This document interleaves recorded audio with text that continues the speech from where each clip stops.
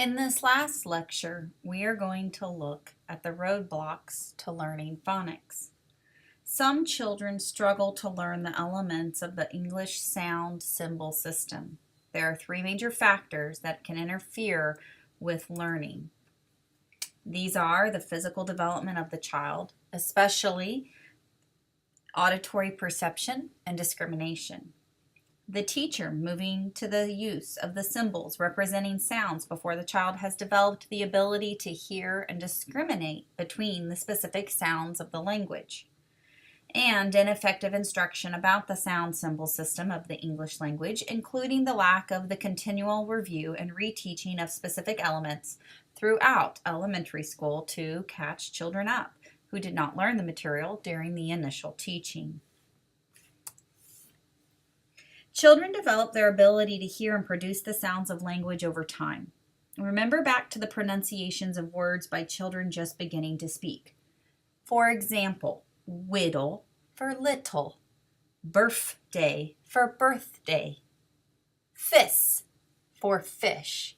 If you have your own children, I am sure you can recall some of those approximations that they would miss that are so cute when the children are first beginning to speak.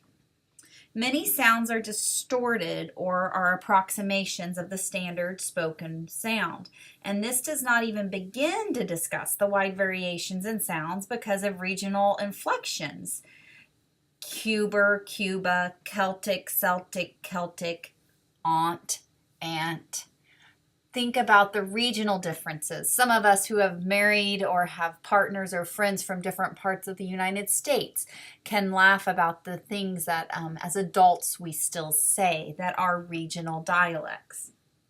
There are two charts we are now going to look at to help us understand some of the reasons that young children struggle with discriminating among certain sounds and use strange letter combinations when attempting to spell certain words.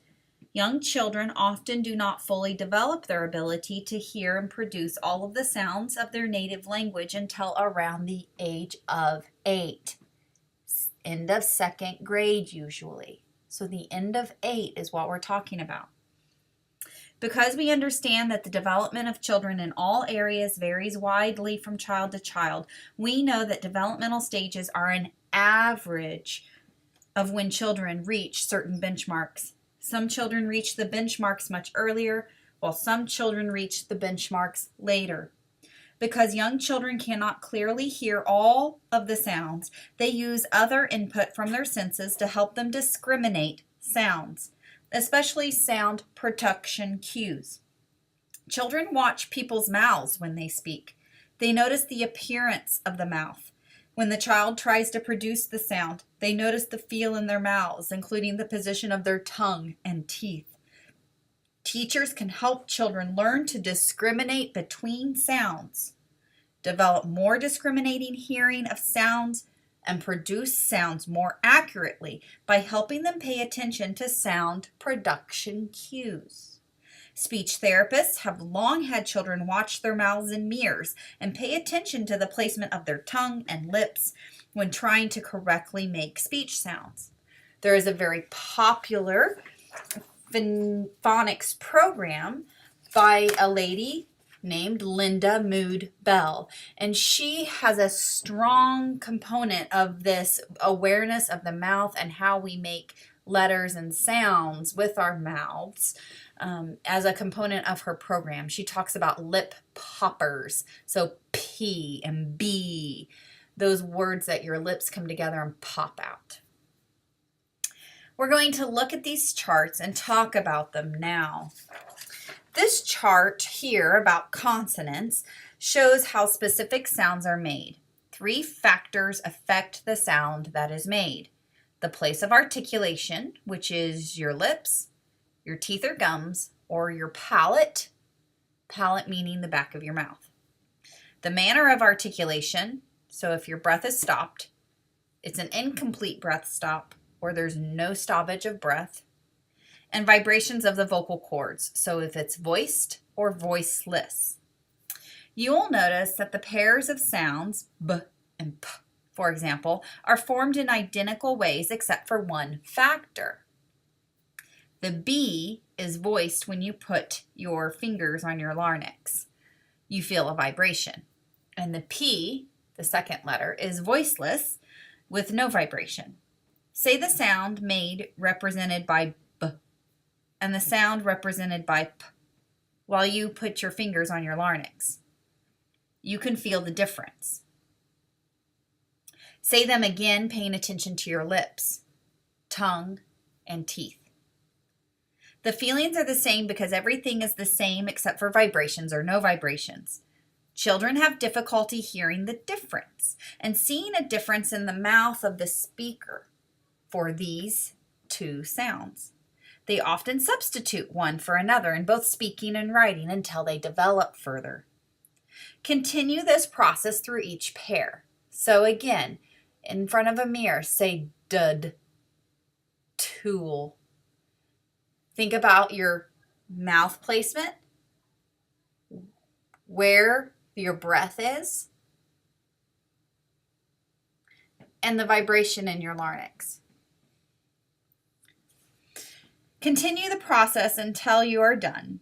And the final threesome, the shush, church, judge. Concentrate on your appearance in a mirror and what you feel in your mouth with your fingers. Especially pay attention to the subtle differences among the sh, ch, and j sounds. Young children sometimes spell the word church as JRJ because they are the only sounds they hear. If you listen carefully, many children say, "We went to church on Sunday." Teachers are very puzzled by this. Now you understand why it happens. We shall explore this idea further on the next page. Now we are going to look at the classification of vowels. When we examined the last chart on consonants, we focused on those sounds. Now we're going to examine the production of vowels. Two factors influence the production of vowels: position of your tongue and the degree of tightness or looseness of the jaw. Look at the sounds and words in the first section, frontal.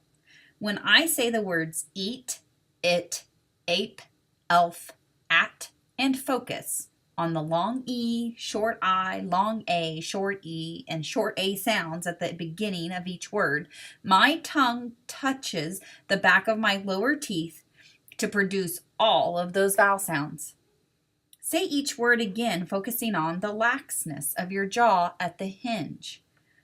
I also pay attention to how far my mouth is open to measure the laxness of my jaw. The jaw opens a bit as you move from long E to short I, a bit more from short I to long A, and so on. Now repeat the process with the sounds formed at the back of the mouth. Say ooze, bull, o, ah, and father.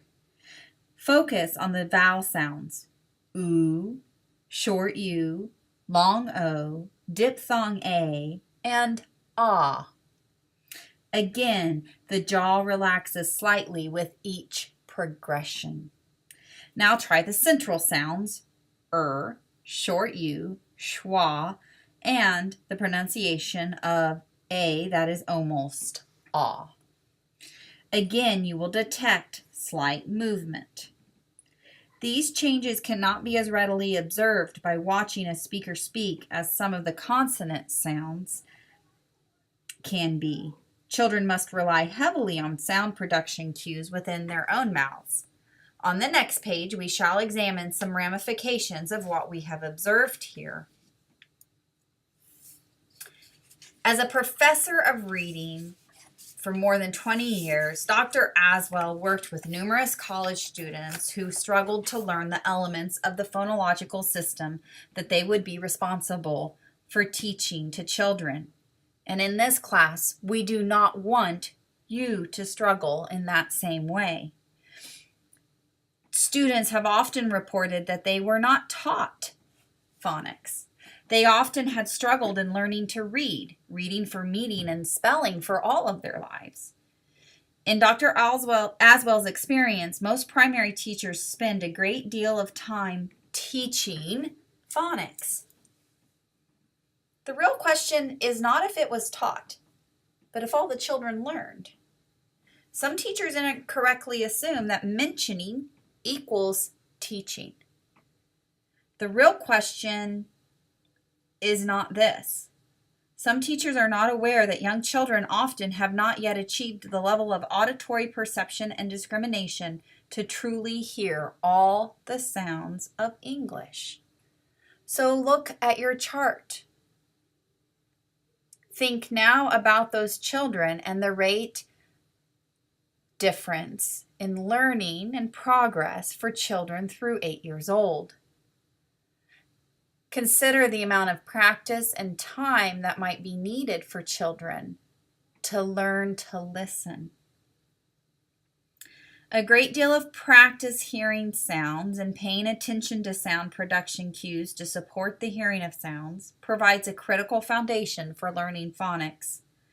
It is important to call children's attention to print. Help them to learn the names of both capital and lowercase letters and write the letters, especially the letters in their names. But at the same time, we are talking about the sounds of letters. We need, in our preschools, in our toddler classrooms, in our kindergartens, and our first grades, we need more learning. This includes more time practicing, more games, more songs, more active activities, not worksheets. You cannot learn to listen and to hear sounds on a worksheet. A strong focus on listening first provides a good foundation for learning letter-sound relationships later on. This leads us into ineffective teaching strategies. Ineffective initial teaching related to the phonological system is extremely important and of great concern. Children master the elements of phonological system at different rates. Additionally, there are increasingly complex components of the phonological system that readers and writers encounter as they engage with complex texts. One significant piece is English words borrowed from other languages that retain elements of their foreign spellings, make them impossible to sound out using the basic rules of English spelling. Basic English sound symbol patterns are introduced by the end of second grade. But we must, as effective teachers, regularly help students review, refine, expand, and hone their knowledge and skills related to the sound system of the English language.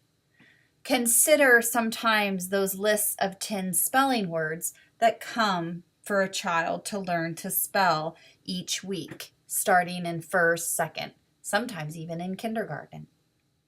Consider how many of those words share one or two basic English phonics patterns. And you will most likely find that there is not enough review, refining, expanding, and honing spiraled throughout those primary grades of elementary school.